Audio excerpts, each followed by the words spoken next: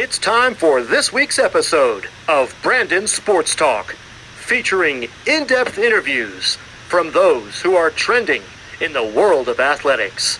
And now, here's the host of Brandon Sports Talk, Brandon Pate.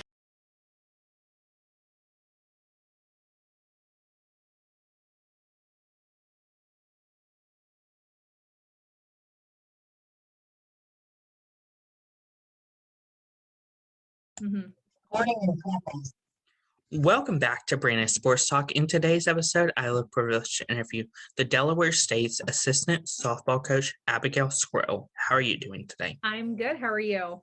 I'm doing good. Can you talk about how you knew that you wanted to get into college coaching and softball? So originally I did not. This was not my first job pick. When I went to Ashland University, I was a criminal justice major. So I wanted to go into law enforcement. I wanted to do stuff through the DEA, stuff like that. Now that did not go my way, unfortunately. So I, took a couple years off. And as I took a couple years off, my family had a lot of issues go on, and we had a death in the family, and it was just something that I knew that I just needed to find a filler. So in my filler, it was more of factory work, hands-on stuff. I worked at a zoo, did security job, thinking like I want to try to do security route. But then I got a call from Coach Stockdale, who is the head coach here at Delaware State. He literally just shot me a text one night. I was at a slow pitch softball game because I needed softball still in my life. And he shot me a text saying, "Hey, I just took the job at Delaware State. If you're still available, I got your resume from a coach down in Tennessee. He was one of my buddies, all this stuff." So I was like, my first thought was, this is a trick. This is not how this happens. Somebody is playing a trick on me. So I responded back, "Yeah, I would love to actually, let's talk about it. Let's, see, what the salary is, what the job and title is, obviously me going through college ball and everything. I knew kind of what the job was, but I didn't know the logistics completely of it." So that next morning, he ended up calling me and I took the job that night. It was a huge turnaround for me. I had just got a new apartment, got thinking like I was going to start my life down in Columbus, Ohio, getting all this stuff ready.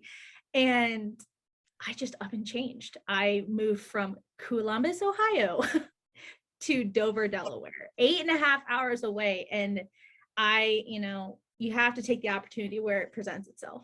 So me and my family, we packed everything up, and I literally left about a month later. I left Ohio, came all the way up to Delaware. I didn't have a place to live yet. I didn't have anything. Helped me, rent out a room for a few days. And I eventually found a place where I could stay and rented out a room to stay at somebody else's house. But, as a first time coach, coming up, already the job itself is hard, but coming up with absolutely nothing is it's crazy. But so this definitely wasn't my first job pick, but I wouldn't change it for anything, really. What was your college time playing with Ashland University? So going to Ashland, I've always wanted to go there. When I was little, I was their ball girl years ago. When I was like 5, 6, my parents would always take me there and I would be their ball girl. So I always said to myself, this is where I have to go to school. My dad was alumni there. He played baseball there. So just being there also was kind of like something me and him bonded with. Going there to Ashland, I knew it was instantly home. I had a lot of girls that were on my team that I had played in travel ball for years past. So already they made me feel comfortable. The coaches were great.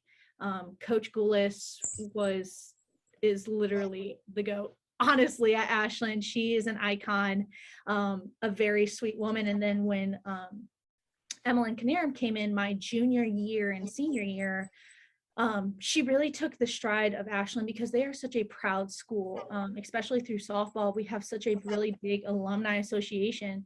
So not only do you feel as if you have home there with you, But, we have alumni, we would always play in Chicago, and we have alumni out there that we would stay with them and like have dinner with them. And then, alumni would come back for our alumni versus teen game, and everybody would just be so happy. So playing at Ashland, there's no other words other than to say that it's just home for you.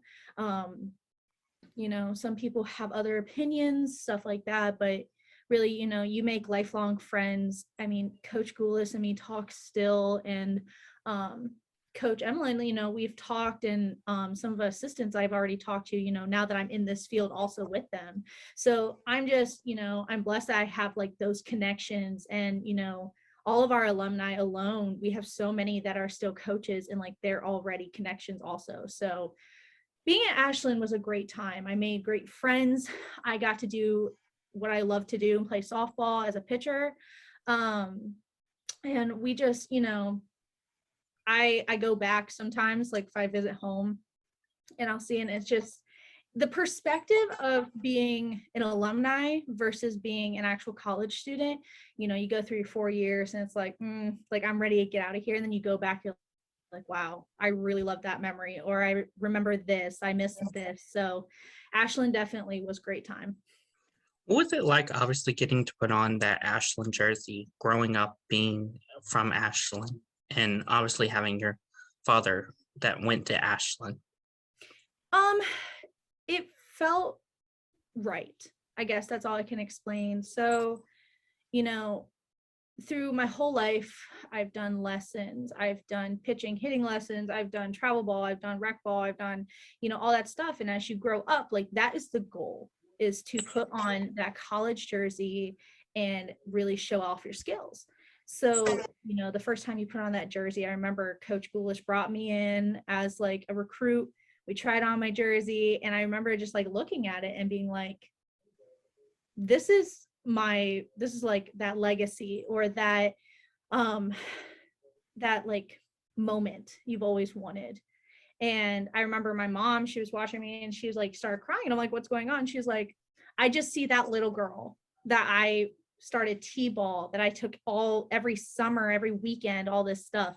And so putting on that jersey, it was really just a dream. It was everything your hard work has really paid off, and it's right there in front of you.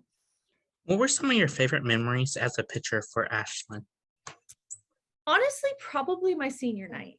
I always tell my girls my senior night. I was more of a reliever for Ashland, so I didn't have all of the innings. I didn't have all this stuff. But my senior night, it was the last game that we had, obviously, and before tournaments. And I just remember our huddle. So my catcher, Emma, she came up. She's my best friend now, which is great. She literally looks at me and she goes, "Are you ready?" And I said, "Just catch the ball." I said, "I'm going to throw what you want, but just catch the ball," because I was more of a speed pitcher. So sometimes I was a little wilder, but like I was more for speed as a reliever. And so I remember the first time I took the mound there, and I remember looking at Emma. She called my pitches, my favorite pitches, and I was like, this is perfect, this is great. Struck out the first girl, second girl hit a pop-up, and then the third girl literally hit a little blooper to me, and that was the last out of that game. That was out of my inning. And I knew that was the last time I was going to step on a field as a player. We went to tournaments that year, and I think we ended up like losing in the first round, which is fine. But in that moment, I knew I had to give my all, and I was throwing gas. Like I think that was the best time, because I knew at the end of that was my end. That was my legacy. And I knew I was going to give my all in that one inning that I got left. And even my friend Emma, we still talk about it to this day. It was just like, you pitched the best you've ever pitched in that one inning. And I said, because that was it. I knew that was going to be it. So that was probably my favorite memory for sure. I also loved, just the presence of being on the mound. You are the baddest one out there. Like that's the kind of confidence that I even tell my little ones that I coach now. I coach, like little 8U girls for pitching. I just tell them, you have to have confidence. You have to act like you're the best one out there no matter what. or that batter's going to take control of you. And so just having that presence on the mound and hearing your teammates just hype you up, I think that's also just the memories that you take away also. Of course, after your college time, did you ever know that you wanted to get into coaching? So I did. I knew I needed to take a little time off because when I was in college, I coached travel ball also. I coached travel ball the week or the summer after I graduated with Ohio Bandits. And after that, I knew I needed some time away. So I took about a year and then went into coaching middle school. So I knew I was going to come back. My mom always says the dirt was going to find me again, and it did. Everybody knows, your mom is right. Your mom's always right. She really was. So yeah, I knew I was going to find my way back. I just didn't know how long it was going to take.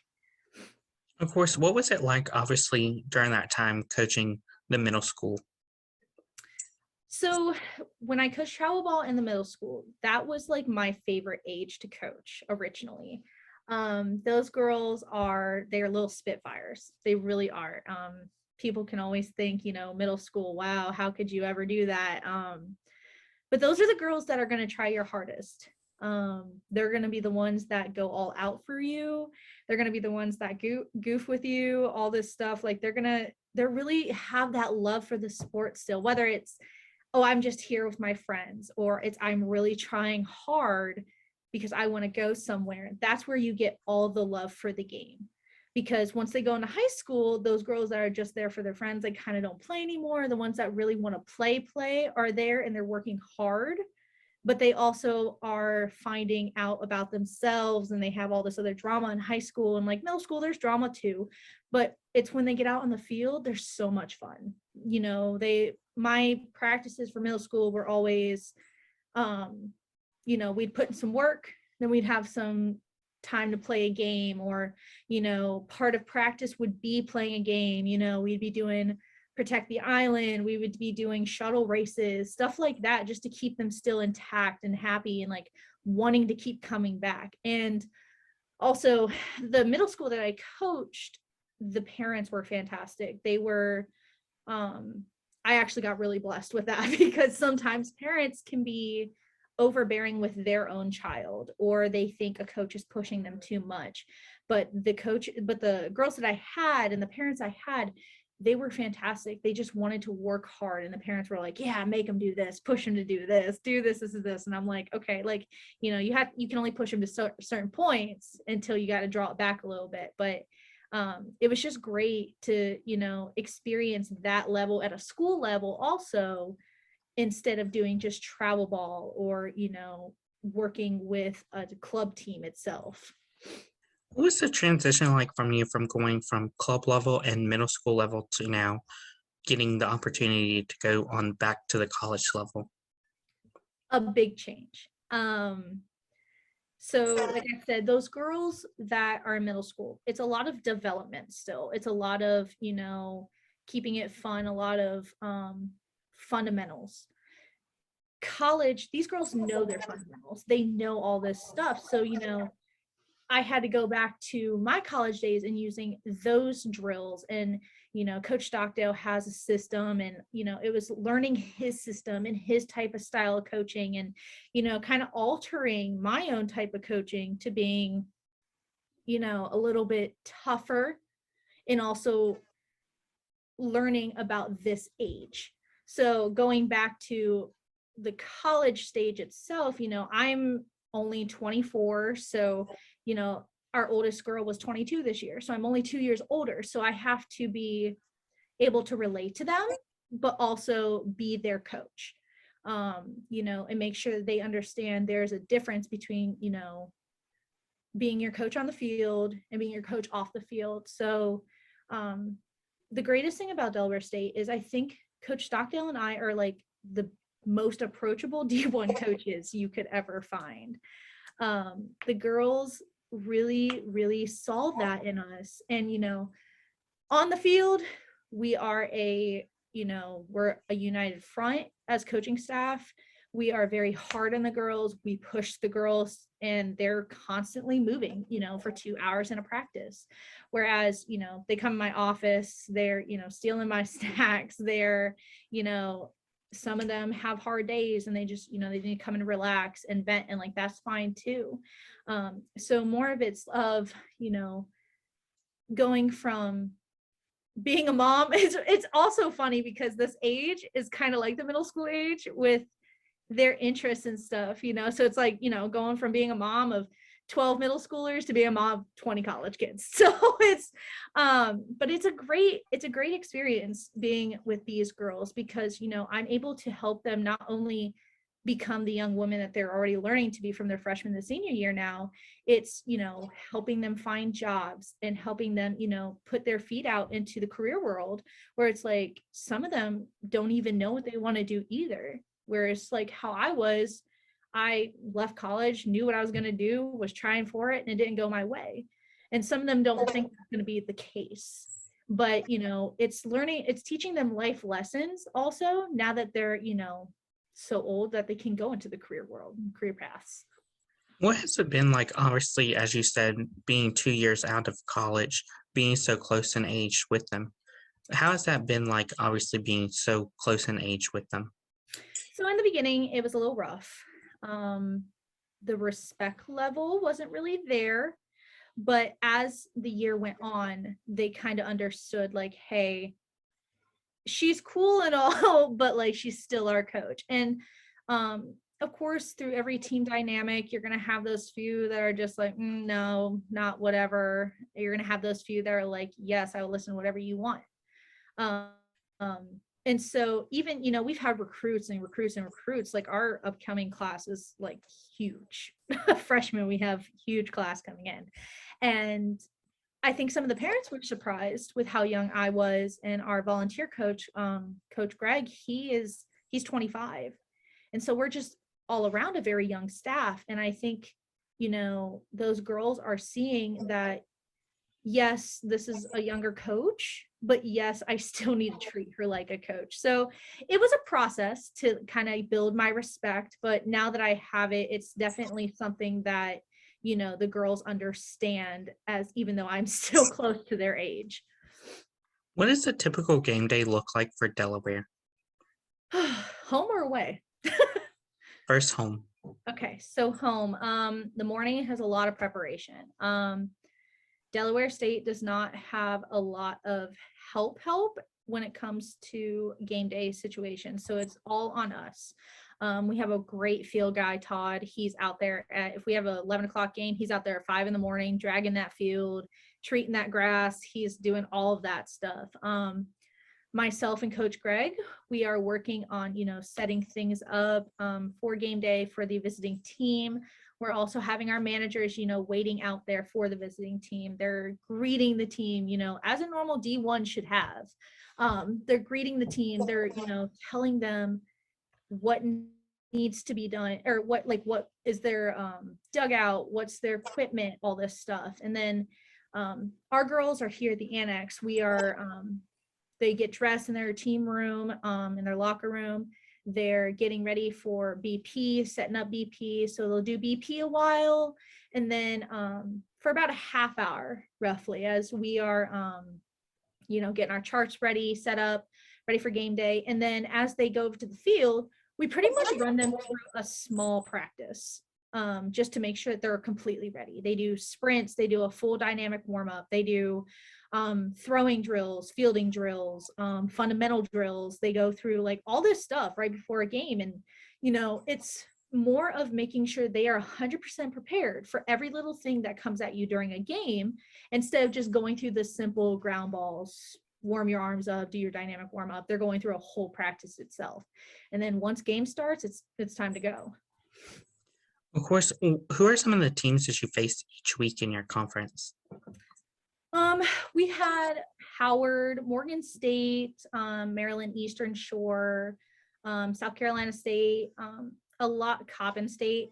A lot of these teams in the MEAC, years past, the MEAC has not been a very good conference for D1.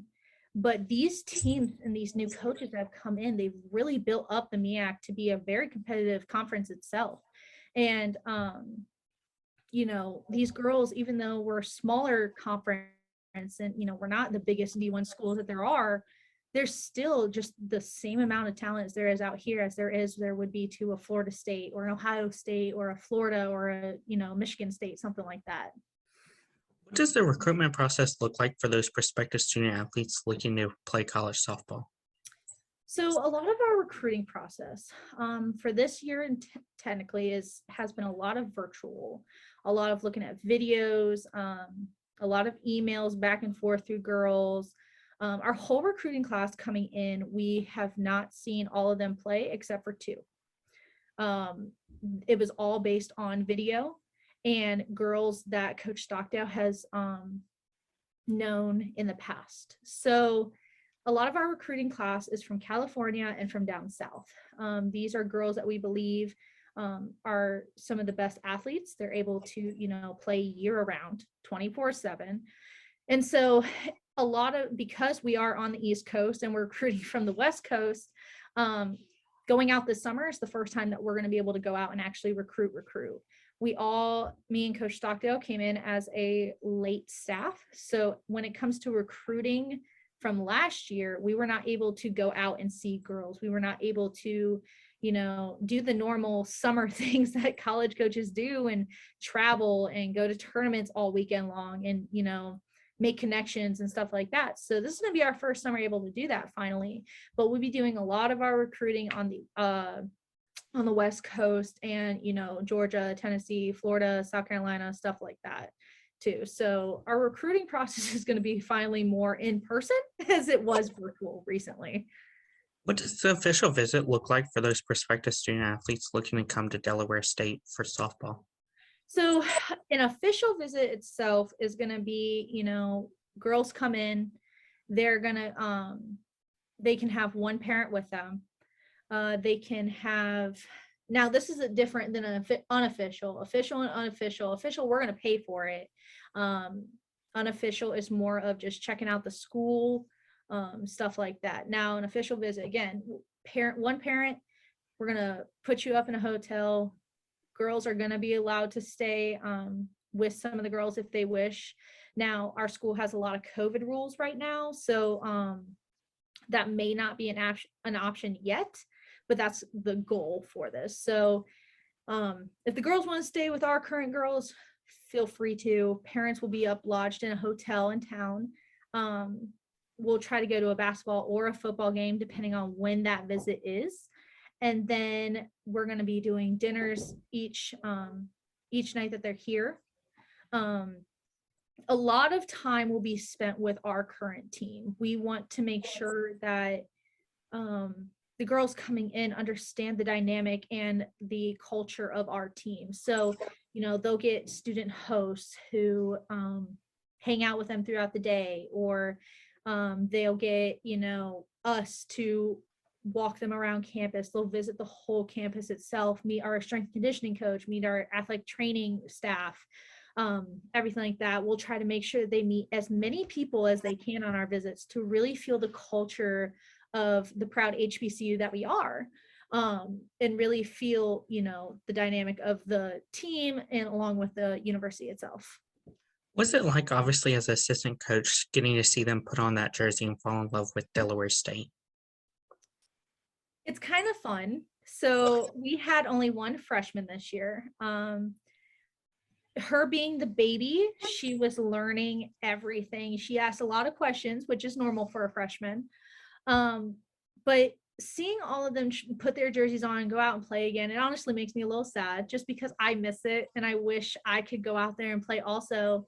And we've told this team multiple times, you don't realize how quick this time goes by. You only get 4 years, because unless you're God's gift to softball, you're not going anywhere farther. So why would you not put your all into these 4 years? And, or it could be sooner, God forbid some girl get hurt. We had a senior this year. She had one more year in her senior year and she ended up pulling her hamstring. and she was out. And that's unfortunate. Like, nobody wants to see a girl's career end like that.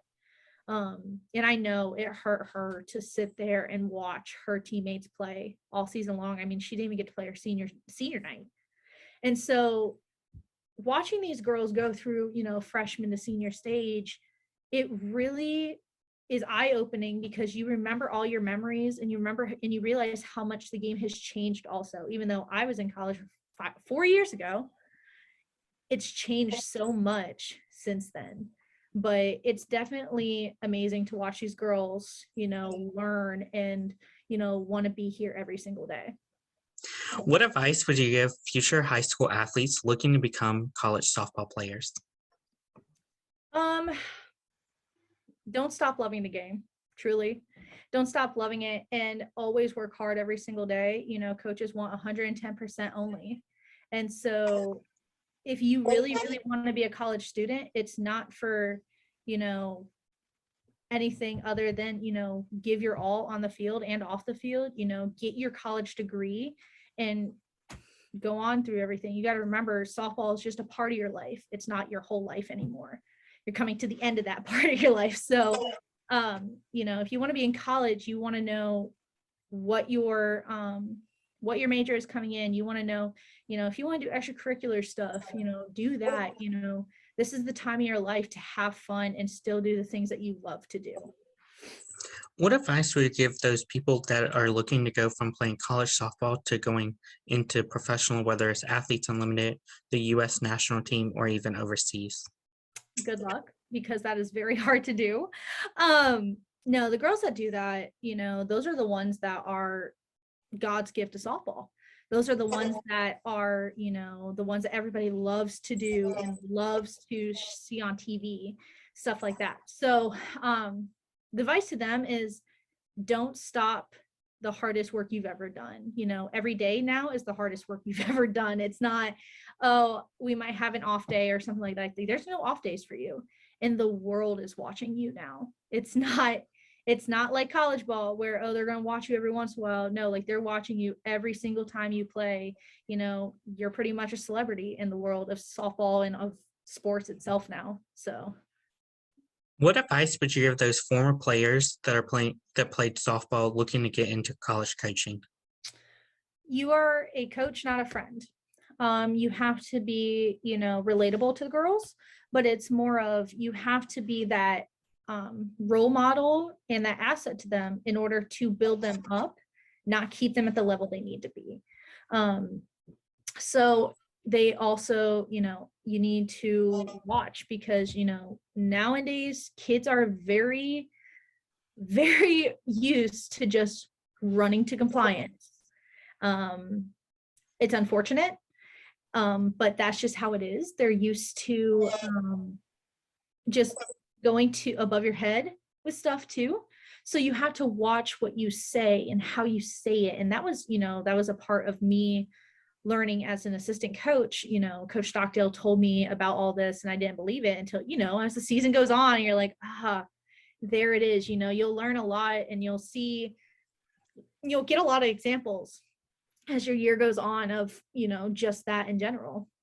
And so it's really, watch how you coach, but still coach them hard. What advice would you give future college coaches looking to get started in coaching a college softball? This is the life. You do it. That's my advice. We always goof around and say we don't got a real job, because some days we'll get some work done and we'll work hard. We'll do recruiting, but we might all just hang out and talk, and then the girls come in, they want to do soft toss, which is great, and like we'll challenge the girls, like we'll get in the cage and do stuff like that. So we're being paid to do a job, but it's also something that we just love to do. So if your passion is coaching and you want to keep coming up that level, go for the top. D1 this is my first D1 school, and it's very unheard of for girls to just, go from middle school and travel ball to come straight up to D1. Like, I am so blessed that Coach Stockdale gave me this opportunity, because now my foot is in the door. Now I'm here building a program that, was unknown. We have girls who reach out to us and they think we're D3. That's just because, Del State doesn't have a name yet. They have not had, people with a vision for it yet. And that's not, hurting the old coaches. They did their job. They worked hard. I'm sure they wanted so much for this program too. But Coach Stockdale and I think we just have this, this passion that we will not stop. We will not stop until our dream is met. And this is his first D1 softball coaching job and as a head coach. And he tells us all the time that, he's just hungry for this goal and for this program that he just wants to build. And whether that's Del State or we all go somewhere else, either way, we're going to build wherever we're at to be successful.